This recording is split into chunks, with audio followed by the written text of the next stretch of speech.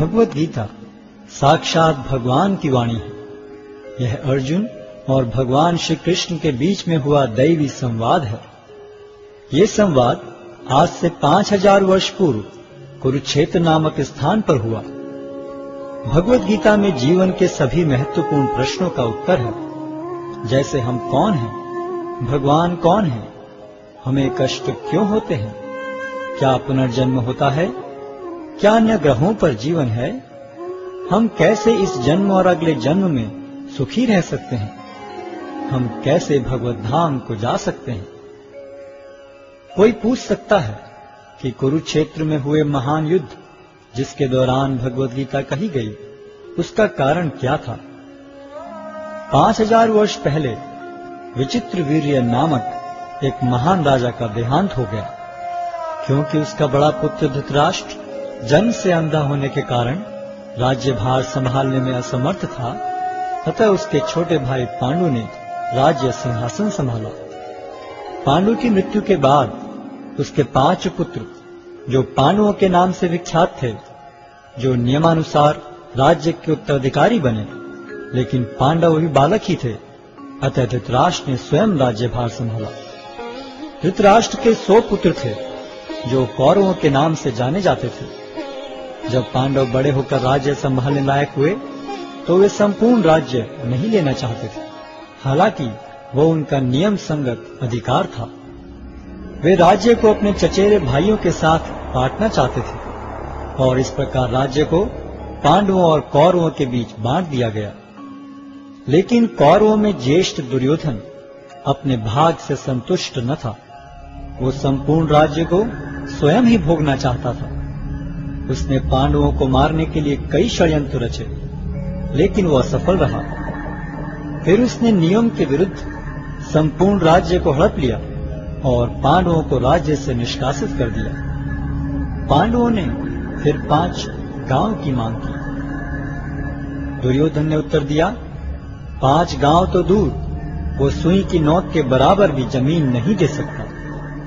भगवान श्री कृष्ण ने जमीन के इस झगड़े को शांतिपूर्ण एवं अहिंसात्मक तरीके से सुलझाने का प्रस्ताव रखा, लेकिन दुर्योधन ने यह प्रस्ताव को अस्वीकार करते हुए पांडवों के प्रति युद्ध की घोषणा कर दी और इस प्रकार महाभारत का महान युद्ध अवश्यंभावी हो गया।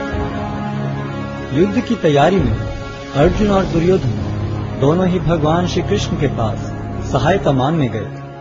भगवान श्री कृष्ण उनकी मदद मांगने को आए किसी भी व्यक्ति को नहीं ठुकराते थे, चाहे वह सज्जन हो या दुर्जन। भगवान श्री कृष्ण ने अपनी संपूर्ण सेना को एक ओर तथा स्वयं को मार्गदर्शक के रूप में दूसरी ओर देने का प्रस्ताव रखा।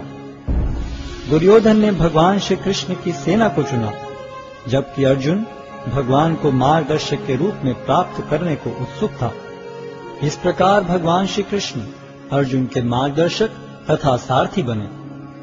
युद्ध स्थल में अर्जुन एक दुविधा में पड़ गया कि वह अपने अधिकारों के लिए लड़े, जिसके लिए आवश्यक था अपने ही स्वजनों का वध, या युद्ध भूमि से पलायन कर दुष्ट दुर्योधन को राज्य पर शासन करने दे।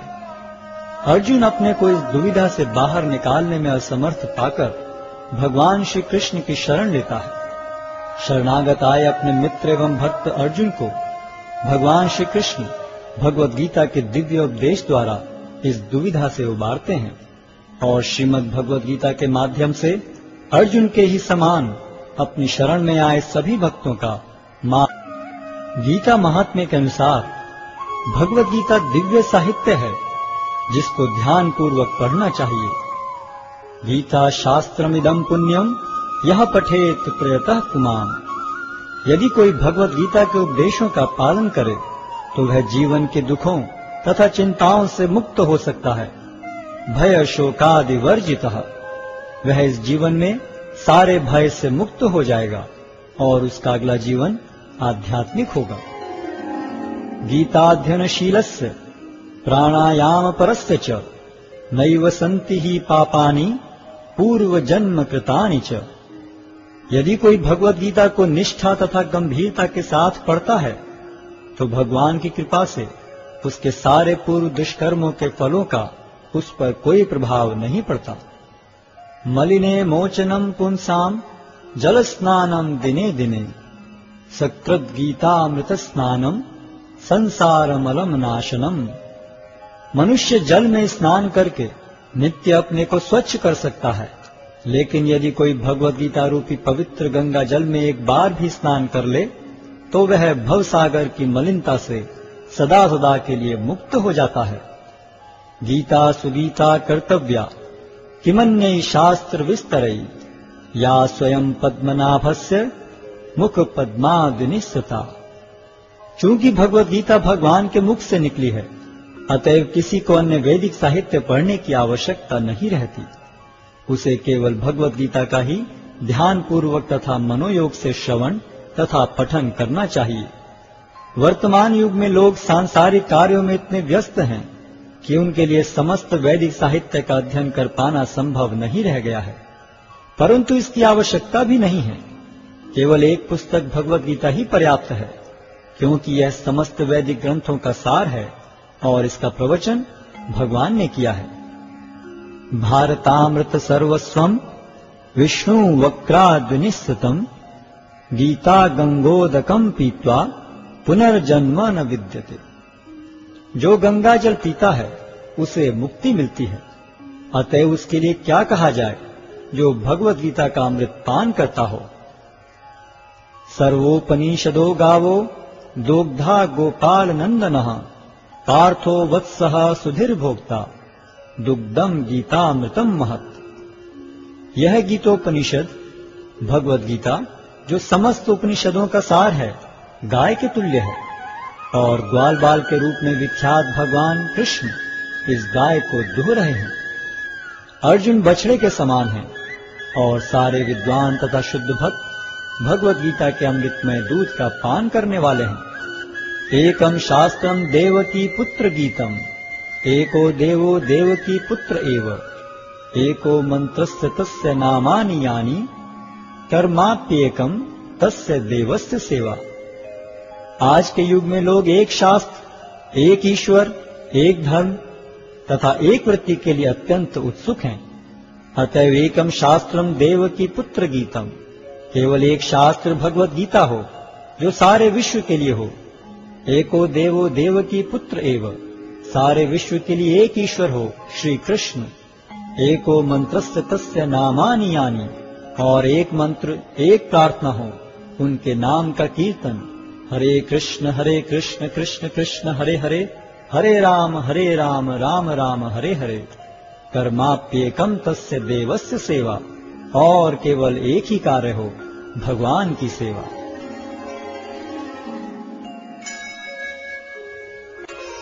अध्याय 1 कुरुक्षेत्र के युद्ध स्थल में सैन्य निरीक्षण। धृतराष्ट्र ने कहा, हे संजय, धर्मभूमि कुरुक्षेत्र में युद्ध की इच्छा से एकत्र हुए मेरे तथा पांडु के पुत्रों ने क्या किया? संजय ने कहा, हे राजन, पांडु पुत्रों द्वारा सेना की व्यूह रचना देखकर राजा दुर्योधन अपने गुरु के पास गया और उसने ये शब्द कहे, हे आचार्य, पांडु पुत्रों की विशाल सेना को देखें, जिसे आपके बुद्धिमान शिष्य द्रुपद के पुत्र ने इतने कौशल से व्यवस्थित किया है। इस सेना में भीम तथा अर्जुन के समान युद्ध करने वाले अनेक वीर धनुर्धर हैं, यथा महारथी युयुधान, विराट तथा द्रुपद। इनके साथ ही धृष्टकेतु, चेकितान, काशीराज, पुरुजित, कुंतीभोज तथा शैब्य जैसे महान शक्तिशाली योद्धा भी हैं। पराक्रमी युधामन्यु, अत्यंत शक्तिशाली उत्तमौजा, सुभद्रा का पुत्र तथा द्रौपदी के पुत्र, ये सभी महारथी हैं। किंतु हे ब्राह्मण श्रेष्ठ, आपकी सूचना के लिए मैं अपनी सेना के उन नायकों के विषय में बताना चाहूंगा जो मेरी सेना को संचालित करने में विशेष रूप से निपुण हैं। मेरी सेना में स्वयं आप, भीष्म, कर्ण, कृपाचार्य, अश्वत्थामा, विकर्ण तथा सोमदत्त का पुत्र भूरिश्रवा आदि हैं, जो युद्ध में सदैव विजयी रहे हैं। ऐसे अनेक वीर भी हैं जो मेरे लिए अपना जीवन त्याग करने के लिए उद्यत हैं। वे विविध प्रकार के हथियारों से सुसज्जित हैं और युद्ध विद्या में निपुण हैं। हमारी शक्ति अपरिमेय है और हम सब पितामह द्वारा भली भांति संरक्षित हैं, जबकि पांडवों की शक्ति भीम द्वारा भली भांति संरक्षित होकर भी सीमित है। अतएव सैन्य व्यूह में अपने अपने मोर्चों पर खड़े रहकर आप सभी भीष्म पितामह को पूरी सहायता दें। तब कुरुवंश के वयोवृद्ध परम प्रतापी एवं वृद्ध पितामह ने सिंह गर्जन किसी ध्वनि करने वाले अपने शंख को उच्च स्वर में बजाया, जिससे दुर्योधन को हर्ष हुआ। तत्पश्चात शंख, नगाड़े, बिगुल, तुरही तथा सिंह सहसा एक साथ बज उठे। वह समवेत स्वर अत्यंत कोलाहलपूर्ण था। दूसरी ओर से श्वेत घोड़ों द्वारा खींचे जाने वाले विशाल रथ पर आसीन कृष्ण तथा अर्जुन ने अपने अपने दिव्य शंख बजाए। भगवान कृष्ण ने अपना पांचजन्य शंख बजाया, अर्जुन ने देवदत्त शंख तथा अति भौजी एवं अति मानवीय कार्य करने वाले भीम ने पौंड्र नामक भयंकर शंख बजाया।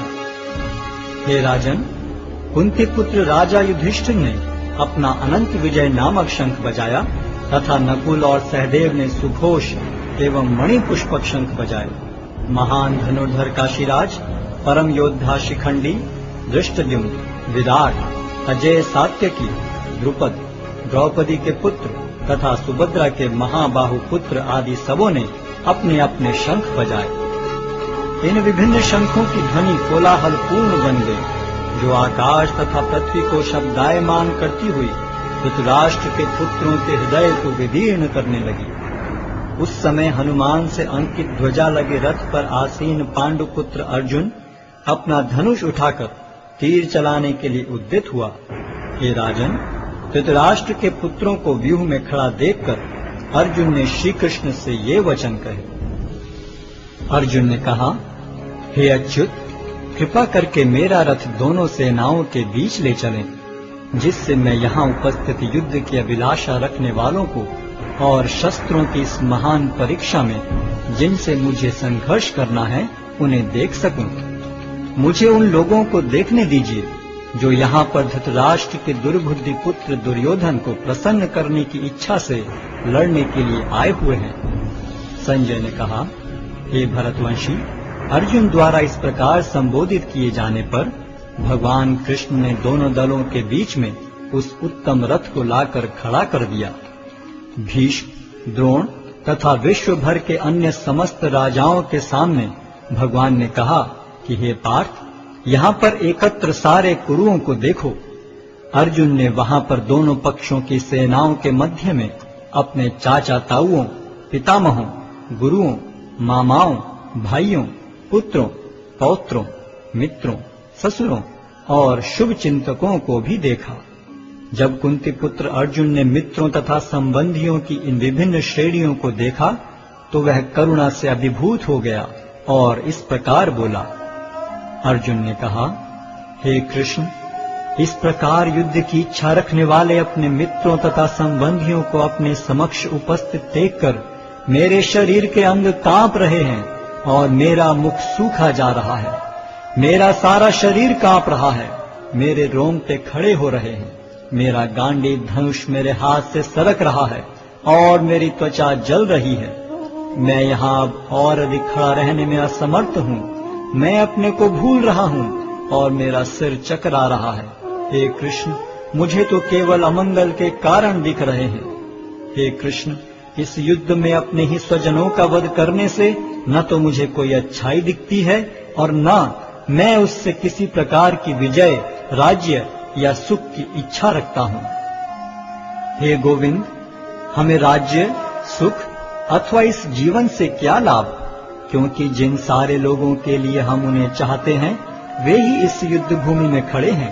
हे मधुसूदन, जब गुरुजन, पितृगण, पुत्रगण, पितामह, मामा, ससुर, पौत्रगण, साले तथा अन्य सारे संबंधी अपना अपना धन एवं प्राण देने के लिए तत्पर हैं और मेरे समक्ष खड़े हैं, तो फिर मैं इन सब को क्यों मारना चाहूंगा, भले ही वे मुझे क्यों न मार डालें।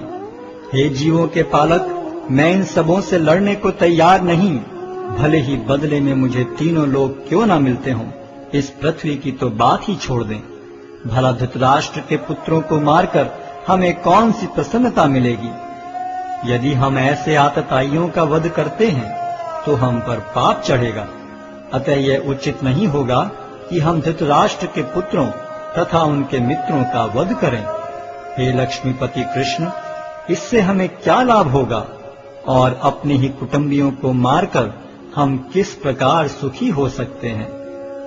हे जनार्दन, यद्यपि लोक से अभिभूत चित्त वाले ये लोग अपने परिवार को मारने या अपने मित्रों से द्रोह करने में कोई दोष नहीं देखते, किंतु हम लोग जो परिवार के विनष्ट करने में अपराध देख सकते हैं, ऐसे पाप कर्मों में क्यों प्रवृत्त हों।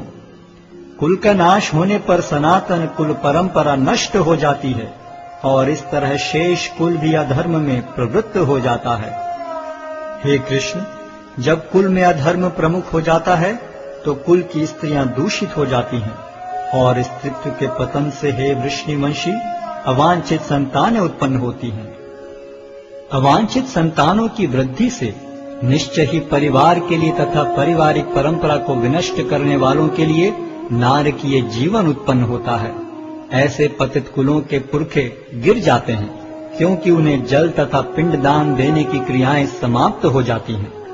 जो लोग कुल परंपरा को विनष्ट करते हैं और इस तरह अवांछित संतानों को जन्म देते हैं, उनके दुष्कर्मों से समस्त प्रकार की सामुदायिक योजनाएं तथा पारिवारिक कल्याण कार्य विनष्ट हो जाते हैं। हे प्रजापालक कृष्ण, मैंने गुरु परंपरा से सुना है कि जो लोग कुल धर्म का विनाश करते हैं वे सदैव नरक में वास करते हैं। ओहो, कितने आश्चर्य की बात है कि हम सब जघन्य पाप कर्म करने के लिए उद्यत हो रहे हैं। राज्य सुख भोगने की इच्छा से प्रेरित होकर हम अपने ही संबंधियों को मारने पर तुले हैं। यदि शस्त्रधारी धृतराष्ट्र के पुत्र मुझ निहत्थे तथा रणभूमि में प्रतिरोध न करने वाले को मारें तो यह मेरे लिए श्रेयस्कर होगा। संजय ने कहा, युद्ध भूमि में इस प्रकार कहकर अर्जुन ने अपना धनुष तथा बाण एक ओर रख दिया और शोक संतप्त चित्त से रथ के आसन पर बैठ गया।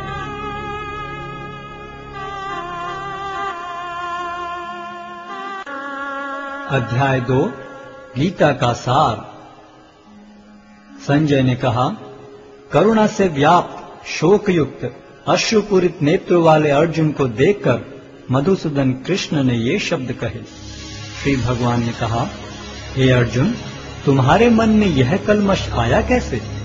यह उस मनुष्य के लिए तनिक भी अनुकूल नहीं है जो जीवन के मूल्य को जानता हो। इससे उच्च लोक की नहीं अपितु अपयश की प्राप्ति होती है। हे प्रतापुत्र, इस हीन नपुंसकता को प्राप्त मत हो, यह तुम्हें शोभा नहीं देती। हे शत्रुओं के दमन करता, हृदय की शुद्ध दुर्बलता को त्याग कर युद्ध के लिए खड़े हो। अर्जुन ने कहा, हे शत्रुहंता, हे मधुसूदन, मैं युद्ध भूमि में किस तरह भीष्म तथा द्रोण जैसे पूजनीय व्यक्तियों पर उलटकर बाण चलाऊंगा। ऐसे महापुरुषों को जो मेरे गुरु हैं, उन्हें मारकर जीने की अपेक्षा इस संसार में भीख मांगकर खाना अच्छा है। भले ही वे सांसारिक लाभ के इच्छुक हों, किंतु हैं तो गुरुजन ही। यदि उनका वध होता है तो हमारे द्वारा भोग्य प्रत्येक वस्तु उनके रक्त से सनी होगी। हम यह भी नहीं जानते कि हमारे लिए क्या श्रेष्ठ है, उनको जीतना या उनके द्वारा जीते जाना।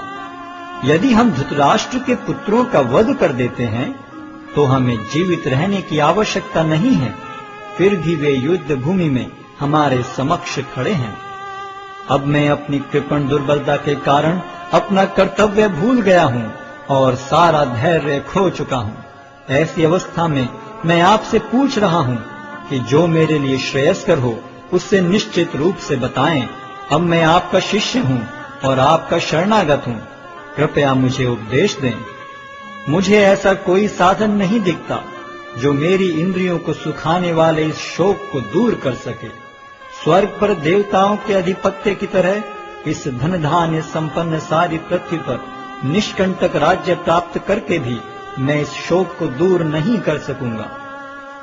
संजय ने कहा, इस प्रकार कहने के बाद शत्रुओं का दमन करने वाला अर्जुन कृष्ण से बोला, हे गोविंद, मैं युद्ध नहीं करूंगा, और चुप हो गया।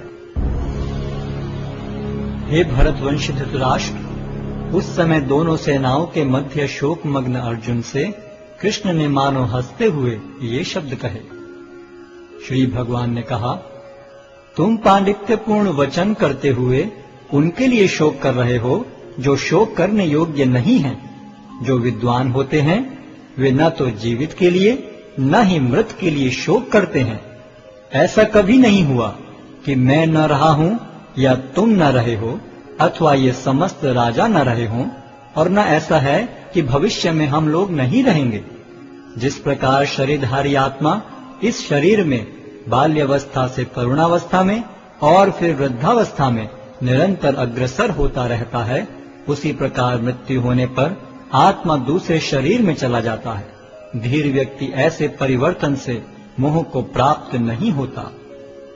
हे कुंती पुत्र, सुख तथा दुख का क्षणिक उदय तथा कालक्रम में उनका अंतर्धान होना सर्दी तथा गर्मी की ऋतुओं के आने जाने के समान है।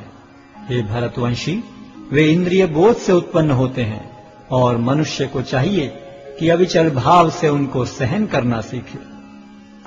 हे पुरुष श्रेष्ठ अर्जुन, जो पुरुष सुख तथा दुख में विचलित नहीं होता और इन दोनों में संभाव रखता है, वह निश्चित रूप से मुक्ति के योग्य है। तत्वदर्शियों ने यह निष्कर्ष निकाला है कि असत का तो कोई चिरस्थायित्व नहीं है, किंतु सत अपरिवर्तनीय रहता है। उन्होंने इन दोनों की प्रकृति के अध्ययन द्वारा यह निष्कर्ष निकाला है। जो सारे शरीर में व्याप्त है उसे ही तुम अविनाशी समझो। उस अव्यय आत्मा को नष्ट करने में कोई भी समर्थ नहीं है। अविनाशी, अप्रमेय तथा शाश्वत जीव के भौतिक शरीर का अंत अवश्यम भावी है। अतः हे भरतवंशी, युद्ध करो। जो इस जीवात्मा को मारने वाला समझता है तथा जो इसे मरा हुआ समझता है, वे दोनों ही अज्ञानी हैं, क्योंकि आत्मा न तो मरता है और न मारा जाता है। आत्मा के लिए किसी भी काल में न तो जन्म है न मृत्यु। वह न तो कभी जन्मा है, न जन्म लेता है और न जन्म लेगा। वह अजन्मा, नित्य, शाश्वत तथा पुरातन है। शरीर के मारे जाने पर वह मारा नहीं जाता। हे पार्थ, जो व्यक्ति यह जानता है कि आत्मा अविनाशी, अजन्मा, शाश्वत तथा अव्यय है, वह भला किसी को कैसे मार सकता है या मरवा सकता है। जिस प्रकार मनुष्य पुराने वस्त्रों का त्याग कर नए वस्त्र धारण करता है, उसी प्रकार आत्मा पुराने तथा व्यर्थ के शरीरों को त्याग कर नवीन भौतिक शरीर धारण करता है। यह आत्मा न तो कभी किसी शस्त्र द्वारा खंड खंड किया जा सकता है, न अग्नि द्वारा जलाया जा सकता है, न जल द्वारा भिगोया या वायु द्वारा सुखाया जा सकता है। यह आत्मा अखंडित तथा अघुलनशील है। इसे न तो जलाया जा सकता है, न ही सुखाया जा सकता है। यह शाश्वत, सर्वव्यापी, अविकारी, स्थिर तथा सदैव एक सा रहने वाला है। यह आत्मा अव्यक्त, अकल्पनीय तथा अपरिवर्तनीय कहा जाता है। यह जानकर तुम्हें शरीर के लिए शोक नहीं करना चाहिए। किंतु यदि तुम यह सोचते हो कि आत्मा अथवा जीवन का लक्षण सदा जन्म लेता है तथा सदा मरता है, तो भी हे महाबाहु, तुम्हारे शोक करने का कोई कारण नहीं है। जिसने जन्म लिया है उसकी मृत्यु निश्चित है और मृत्यु के पश्चात पुनर्जन्म भी निश्चित है। अतः अपने अपरिहार्य कर्तव्य पालन में तुम्हें शोक नहीं करना चाहिए। सारे जीव प्रारंभ में अव्यक्त रहते हैं, मध्य अवस्था में व्यक्त होते हैं और विनष्ट होने पर पुनः अव्यक्त हो जाते हैं। अतः शोक करने की क्या आवश्यकता है। कोई आत्मा को आश्चर्य से देखता है, कोई इसे आश्चर्य की तरह बताता है तथा कोई इसे आश्चर्य की तरह सुनता है, किंतु कोई कोई इसके विषय में सुनकर भी कुछ नहीं समझ पाते। हे भरतवंशी, शरीर में रहने वाले का कभी भी वध नहीं किया जा सकता। अतः तुम्हें किसी भी जीव के लिए शोक करने की आवश्यकता नहीं है। क्षत्रिय होने के नाते अपने विशिष्ट धर्म का विचार करते हुए तुम्हें जानना चाहिए कि धर्म के लिए युद्ध करने से बढ़कर तुम्हारे लिए अन्य कोई कार्य नहीं है। अतः तुम्हें संकोच करने की कोई आवश्यकता नहीं है। हे पार्थ, वे क्षत्रिय सुखी हैं जिन्हें ऐसे युद्ध के अवसर अपने आप प्राप्त होते हैं। जिससे उनके लिए स्वर्ग लोक के द्वार खुल जाते हैं। किंतु यदि तुम युद्ध करने के स्वधर्म को संपन्न नहीं करते तो तुम्हें निश्चित रूप से अपने कर्तव्य की उपेक्षा करने का पाप लगेगा और तुम योद्धा के रूप में भी अपना यश खो दोगे। लोग सदैव तुम्हारे अपयश का वर्णन करेंगे और सम्मानित व्यक्ति के लिए अपयश तो मृत्यु से भी बढ़कर है। जिन जिन महान योद्धाओं ने तुम्हारे नाम तथा यश को सम्मान दिया है, वे सोचेंगे कि तुमने डर के मारे युद्ध भूमि छोड़ दी है और इस तरह वे तुम्हें तुच्छ मानेंगे। तुम्हारे शत्रु अनेक प्रकार के कटु शब्दों से तुम्हारा वर्णन करेंगे और तुम्हारी सामर्थ्य का उपहास करेंगे।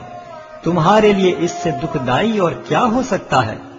हे कुंती पुत्र, तुम यदि युद्ध में मारे जाओगे तो स्वर्ग प्राप्त करोगे, या यदि तुम जीत जाओगे तो पृथ्वी के साम्राज्य का भोग करोगे। अतः दृढ़ संकल्प करके खड़े हो और युद्ध करो। तुम सुख या दुख, हानि या लाभ, विजय या पराजय का विचार किए बिना युद्ध के लिए युद्ध करो। ऐसा करने पर तुम्हें कोई पाप नहीं लगेगा। यहाँ मैंने वैश्लेषिक अध्ययन द्वारा इस ज्ञान का वर्णन किया है। अब निष्काम भाव से कर्म करना बता रहा हूँ, उसे सुनो। हे प्रताप पुत्र, तुम यदि ऐसे ज्ञान से कर्म करोगे तो तुम कर्मों के बंधन से अपने को मुक्त कर सकते हो। इस प्रयास में न तो हानि होती है न ही ह्रास, अपितु इस पथ पर की गई अल्प प्रगति भी महान भय से रक्षा कर सकती है। जो इस मार्ग पर चलते हैं वे प्रयोजन में दृढ़ रहते हैं और उनका लक्ष्य भी एक होता है। हे कुरुनंदन, जो दृढ़ प्रतिज्ञ नहीं है उनकी बुद्धि अनेक शाखाओं में विभक्त रहती है। अल्पज्ञानी मनुष्य वेदों के उन अलंकारिक शब्दों के प्रति अत्यधिक आसक्त रहते हैं जो स्वर्ग की प्राप्ति, अच्छे जन्म, शक्ति इत्यादि के लिए विविध सकाम कर्म करने की संस्तुति करते हैं। इंद्रिय तृप्ति तथा ऐश्वर्य में जीवन की अभिलाषा के कारण वे कहते हैं कि इससे बढ़कर और कुछ नहीं है। जो लोग इंद्रिय भोग तथा भौतिक ऐश्वर्य के प्रति अत्यधिक आसक्त होने से ऐसी वस्तुओं से मोहग्रस्त हो जाते हैं, उनके मनों में भगवान के प्रति भक्ति का दृढ़ निश्चय नहीं होता। वेदों में मुख्यतः प्रकृति के तीनों गुणों का वर्णन हुआ है। हे अर्जुन, इन तीनों गुणों से ऊपर उठो, समस्त द्वैतों और लाभ तथा सुरक्षा की सारी चिंताओं से मुक्त होकर आत्मपरायण बनो। एक छोटे से कूप का सारा कार्य एक विशाल जलाशय से तुरंत पूरा हो जाता है। इसी प्रकार वेदों के आंतरिक तात्पर्य जानने वाले को उनके सारे प्रयोजन सिद्ध हो जाते हैं। तुम्हें अपना कर्म करने का अधिकार है, किंतु कर्म के फलों के तुम अधिकारी नहीं हो। तुम न तो कभी अपने आप को अपने कर्मों के फलों का कारण मानो, न ही कर्म न करने में कभी आसक्त हो। हे अर्जुन, जय अथवा पराजय की समस्त आसक्ति त्याग कर समभाव से अपना कर्म करो, ऐसी समता योग कहलाती है। हे धनंजय, भक्ति के द्वारा समस्त गर्हित कर्मों से दूर रहो और उसी भाव से भगवान की शरण ग्रहण करो। जो व्यक्ति अपने सकाम कर्म फलों को भोगना चाहते हैं वे कृपण हैं। भक्ति में संलग्न मनुष्य इस जीवन में ही अच्छे तथा बुरे कार्यों से अपने को मुक्त कर लेता है। अतः योग के लिए प्रयत्न करो, क्योंकि सारा कार्य कौशल यही है। इस तरह भगवत भक्ति में लगे रहकर बड़े बड़े ऋषि, मुनि अथवा भक्तगण अपने आप को इस भौतिक संसार में कर्म के फलों से मुक्त कर लेते हैं। इस प्रकार वे जन्म मृत्यु के चक्र से छूट जाते हैं और भगवान के पास जाकर उस अवस्था को प्राप्त करते हैं जो समस्त दुखों से परे है। जब तुम्हारी बुद्धि मोह रूपी सघन वन को पार कर जाएगी तो तुम सुने हुए तथा सुनने योग्य सब के प्रति अन्य मनस्क हो जाओगे। जब तुम्हारा मन वेदों की अलंकारमयी भाषा से विचलित न हो और वह आत्म साक्षात्कार की समाधि में स्थिर हो जाए, तब तुम्हें दिव्य चेतना प्राप्त हो जाएगी। अर्जुन ने कहा, हे कृष्ण, अध्यात्म में लीन चेतना वाले व्यक्ति के क्या लक्षण हैं? वह कैसे बोलता है तथा उसकी भाषा क्या है? वह किस तरह बैठता और चलता है? श्री भगवान ने कहा, हे पार्थ, जब मनुष्य मनोधर्म से उत्पन्न होने वाली इंद्रिय तृप्ति की समस्त कामनाओं का परित्याग कर देता है, और जब इस तरह से विशुद्ध हुआ उसका मन आत्मा में संतोष प्राप्त करता है, तो वह विशुद्ध दिव्य चेतना को प्राप्त स्थित प्रज्ञ कहा जाता है, जो त्रय तापों के होने पर भी मन में विचलित नहीं होता अथवा सुख में प्रसन्न नहीं होता, और जो आसक्ति, भय तथा क्रोध से मुक्त है, वह स्थिर मन वाला मुनि कहलाता है। इस भौतिक जगत में जो व्यक्ति न तो शुभ की प्राप्ति से हर्षित होता है और न अशुभ के प्राप्त होने पर उससे घृणा करता है, वह पूर्ण ज्ञान में स्थिर होता है। जिस प्रकार कछुआ अपने अंगों को संकुचित करके खोल के भीतर कर लेता है, उसी तरह जो मनुष्य अपनी इंद्रियों को इंद्रिय विषयों से खींच लेता है, वह पूर्ण चेतना में दृढ़ता पूर्वक स्थिर होता है। देहधारी जीव इंद्रिय भोग से भले ही निवृत्त हो जाए, पर उसमें इंद्रिय भोगों की इच्छा बनी रहती है, लेकिन उत्तम रस के अनुभव होने से ऐसे कार्यों को बंद करने पर वह भक्ति में स्थिर हो जाता है। हे अर्जुन, इंद्रियां इतनी प्रबल तथा वेगवान हैं कि वे उस विवेकी पुरुष के मन को भी बलपूर्वक हर लेती हैं, जो उन्हें वश में करने का प्रयत्न करता है। जो इंद्रियों को पूर्णतया वश में रखते हुए इंद्रिय संयम करता है और अपनी चेतना को मुझ में स्थिर कर देता है, वह मनुष्य स्थिर बुद्धि कहलाता है। इंद्रिय विषयों का चिंतन करते हुए मनुष्य की उनमें आसक्ति उत्पन्न हो जाती है, और ऐसी आसक्ति से काम उत्पन्न होता है, और फिर काम से क्रोध प्रकट होता है। क्रोध से पूर्ण मोह उत्पन्न होता है, और मोह से स्मरण शक्ति का विभ्रम हो जाता है। जब स्मरण शक्ति भ्रमित हो जाती है, तो बुद्धि नष्ट हो जाती है, और बुद्धि नष्ट होने पर मनुष्य भवकूप में पुनः गिर जाता है। किंतु समस्त राग तथा द्वेष से मुक्त एवं अपनी इंद्रियों को संयम द्वारा वश में करने में समर्थ व्यक्ति भगवान की पूर्ण कृपा प्राप्त कर सकता है। इस प्रकार से कृष्ण भावनामृत में तुष्ट व्यक्ति के लिए संसार के तीनों ताप नष्ट हो जाते हैं, और ऐसी तुष्ट चेतना होने पर उसकी बुद्धि शीघ्र ही स्थिर हो जाती है। जो कृष्ण भावनामृत में परमेश्वर से संबंधित नहीं है, उनकी न तो बुद्धि दिव्य होती है और न ही मन स्थिर होता है, जिसके बिना शांति की कोई संभावना नहीं है। शांति के बिना सुख हो भी कैसे सकता है। जिस प्रकार पानी में तैरती नाव को प्रचंड वायु दूर बहा ले जाती है, उसी प्रकार विचरणशील इंद्रियों में से कोई एक जिस पर मन निरंतर लगा रहता है, मनुष्य की बुद्धि को हर लेती है। अतः हे महाबाहु, जिस पुरुष की इंद्रियां अपने अपने विषयों से सब प्रकार से विरत होकर उसके वश में है, उसी की बुद्धि निस्संदेह स्थिर है। जो सब जीवों के लिए रात्रि है, वह आत्म संयमी के जागने का समय है, और जो समस्त जीवों के जागने का समय है, वह आत्मनिरीक्षक मुनि के लिए रात्रि है। जो पुरुष समुद्र में निरंतर प्रवेश करती रहने वाली नदियों के समान इच्छाओं के निरंतर प्रवाह से विचलित नहीं होता और जो सदैव स्थिर रहता है, वही शांति प्राप्त कर सकता है, वह नहीं जो ऐसी इच्छाओं को तुष्ट करने की चेष्टा करता हो। जिस व्यक्ति ने इंद्रिय तृप्ति की समस्त इच्छाओं का परित्याग कर दिया है, जो इच्छाओं से रहित रहता है, और जिसने सारी ममता त्याग दी है तथा अहंकार से रहित है, वही वास्तविक शांति को प्राप्त कर सकता है। यह आध्यात्मिक तथा ईश्वरीय जीवन का पथ है, जिसे प्राप्त करके मनुष्य मोहित नहीं होता। यदि कोई जीवन के अंतिम समय में भी इस तरह स्थित हो, तो वह भगवत धाम में प्रवेश कर सकता है। अध्याय 3 कर्मयोग। अर्जुन ने कहा, हे जनार्दन, हे केशव, यदि आप बुद्धि को सकाम कर्म से श्रेष्ठ समझते हैं, तो फिर आप मुझे इस घोर युद्ध में क्यों लगाना चाहते हैं? आपके व्यामिश्रित उपदेशों से मेरी बुद्धि मोहित हो रही है। अतः कृपा करके निश्चय पूर्वक मुझे बताएं कि इनमें से मेरे लिए सर्वाधिक श्रेयस्कर क्या होगा। श्री भगवान ने कहा, हे निष्पाप अर्जुन, मैं पहले ही बता चुका हूं कि आत्म साक्षात्कार का प्रयत्न करने वाले दो प्रकार के पुरुष होते हैं। कुछ इसे ज्ञान योग द्वारा समझने का प्रयत्न करते हैं, तो कुछ भक्तिमय सेवा के द्वारा।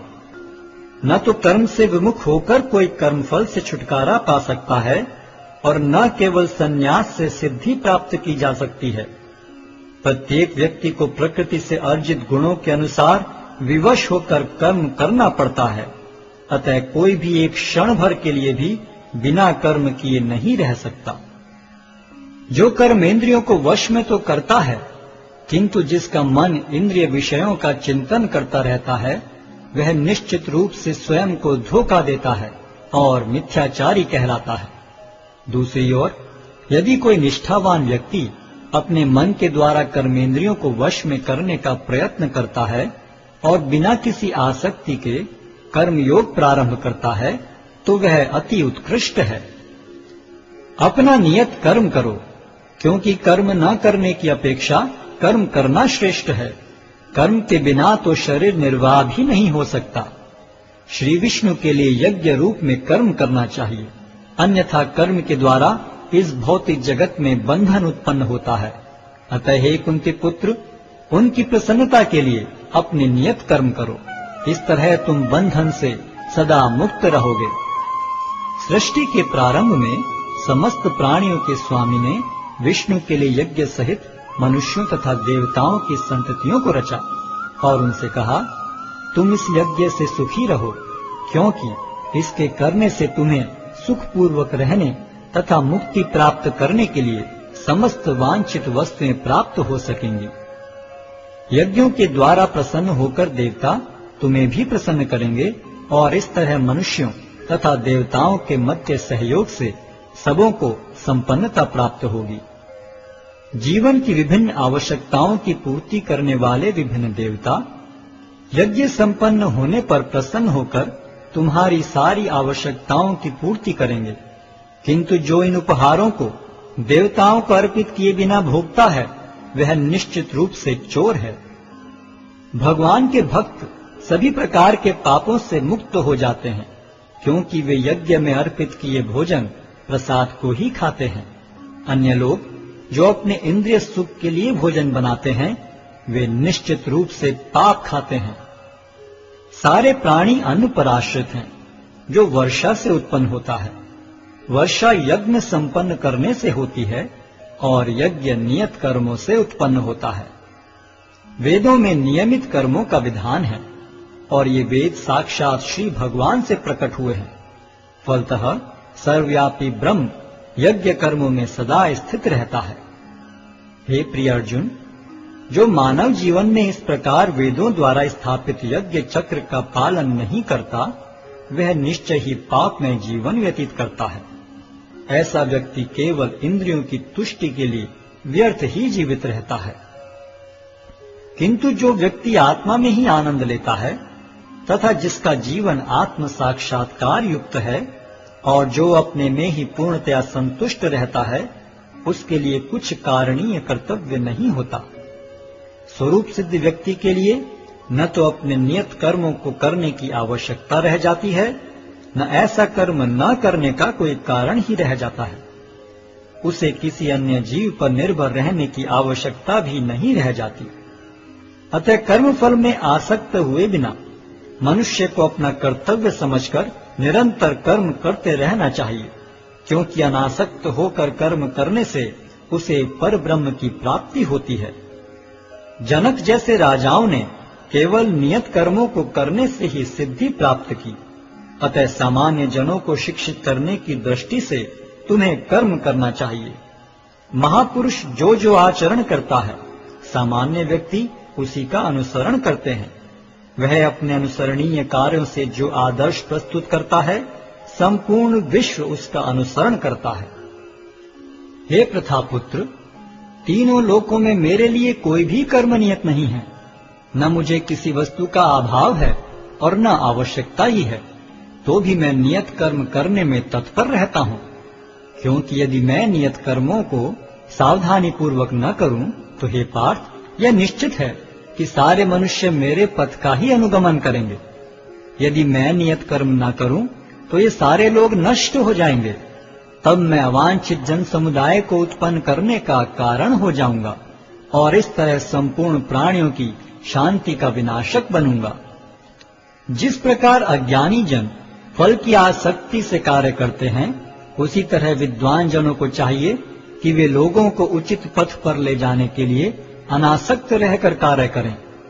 विद्वान व्यक्ति को चाहिए कि वह सकाम कर्मों में आसक्त अज्ञानी पुरुषों को कर्म करने से रोके नहीं, ताकि उनके मन विचलित न हो, अपितु भक्ति भाव से कर्म करते हुए वह उन्हें सभी प्रकार के कार्यों में लगाएं, जिससे कृष्ण भावनामृत का क्रमिक विकास हो। जीवात्मा अहंकार के प्रभाव से मोहग्रस्त होकर अपने आप को समस्त कर्मों का कर्ता मान बैठता है, जबकि वास्तव में वे प्रकृति के तीनों गुणों द्वारा संपन्न किए जाते हैं।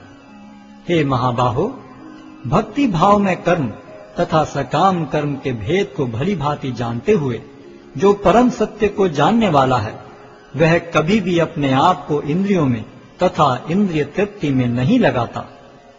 माया के गुणों से मोहग्रस्त होने पर अज्ञानी पुरुष पूर्णतया भौतिक कार्यों में संलग्न रहकर उनमें आसक्त हो जाते हैं।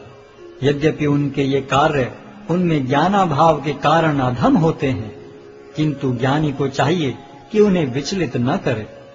अतः हे अर्जुन, अपने सारे कार्यों को मुझ में समर्पित करके मेरे पूर्ण ज्ञान से युक्त होकर लाभ की आकांक्षा से रहित, स्वामित्व के किसी दावे के बिना तथा आलस्य से रहित होकर युद्ध करो। जो व्यक्ति मेरे आदेशों के अनुसार अपना कर्तव्य करते रहते हैं और ईर्ष्या रहित होकर इस उपदेश का श्रद्धा पूर्वक पालन करते हैं, वे सकाम कर्मों के बंधन से मुक्त हो जाते हैं।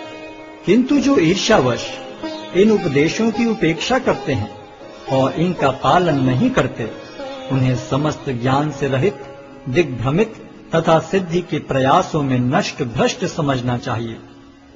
ज्ञानी पुरुष भी अपनी प्रकृति के अनुसार कार्य करता है, क्योंकि सभी प्राणी तीनों गुणों से प्राप्त अपनी प्रकृति का ही अनुसरण करते हैं। भला दमन से क्या हो सकता है? प्रत्येक इंद्रिय तथा उसके विषय से संबंधित राग द्वेष को व्यवस्थित करने के नियम होते हैं। मनुष्य को ऐसे राग तथा द्वेष के वशीभूत नहीं होना चाहिए, क्योंकि ये आत्म साक्षात्कार के मार्ग में अवरोधक हैं।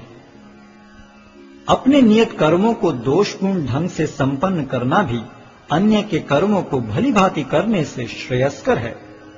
स्वीय कर्मों को करते हुए मरना पराये कर्मों में प्रवृत्त होने की अपेक्षा श्रेष्ठतर है, क्योंकि अन्य किसी के मार्ग का अनुसरण भयावह होता है।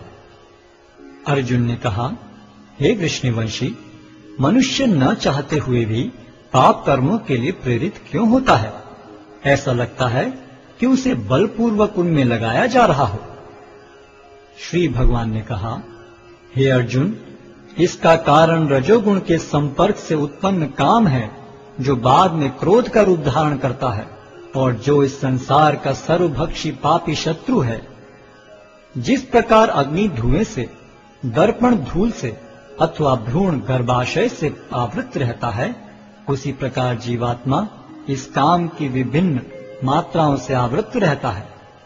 इस प्रकार ज्ञान में जीवात्मा की शुद्ध चेतना उसके काम रूपी नित्य शत्रु से ढकी रहती है, जो कभी भी तुष्ट नहीं होता और अग्नि के समान जलता रहता है।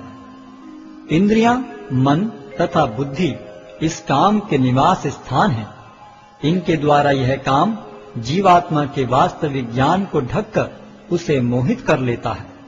इसलिए हे भरतवंशियों में श्रेष्ठ अर्जुन, प्रारंभ में ही इंद्रियों को वश में करके इस पाप के महान प्रतीक काम का दमन करो और ज्ञान तथा आत्म साक्षात्कार के इस विनाशकर्ता का वध करो। कर्मेंद्रियां जड़ पदार्थों की अपेक्षा श्रेष्ठ हैं। मन इंद्रियों से बढ़कर है, बुद्धि मन से भी उच्च है और वह आत्मा बुद्धि से भी बढ़कर है। इस प्रकार हे महाबाहु अर्जुन, अपने आप को भौतिक इंद्रियों, मन तथा बुद्धि से परे जानकर और मन को सावधान आध्यात्मिक बुद्धि से स्थिर करके आध्यात्मिक शक्ति द्वारा इस काम रूपी दुर्जय शत्रु को जीतो। अध्याय 4 दिव्य ज्ञान। भगवान श्री कृष्ण ने कहा, मैंने इस अमर योग विद्या का उपदेश सूर्यदेव विवस्वान को दिया और विवस्वान ने मनुष्यों के पिता मनु को उपदेश दिया और मनु ने इसका उपदेश इक्ष्वाकु को दिया। आज मेरे द्वारा वही यह प्राचीन योग यानी परमेश्वर के साथ अपने संबंध का विज्ञान तुमसे कहा जा रहा है, क्योंकि तुम मेरे भक्त तथा मित्र हो। अतः तुम इस विज्ञान के दिव्य रहस्य को समझ सकते हो। इस प्रकार यह परम विज्ञान गुरु परंपरा द्वारा प्राप्त किया गया और राज ऋषियों ने इसी विधि से इसे समझा, किंतु कालक्रम में यह परंपरा छिन्न हो गई, अतः यह विज्ञान यथारूप में लुप्त हो गया लगता है। अर्जुन ने कहा, सूर्यदेव विवस्वान आपसे पहले हो चुके हैं, तो फिर मैं कैसे समझूं कि प्रारंभ में भी आपने उन्हें इस विद्या का उपदेश दिया।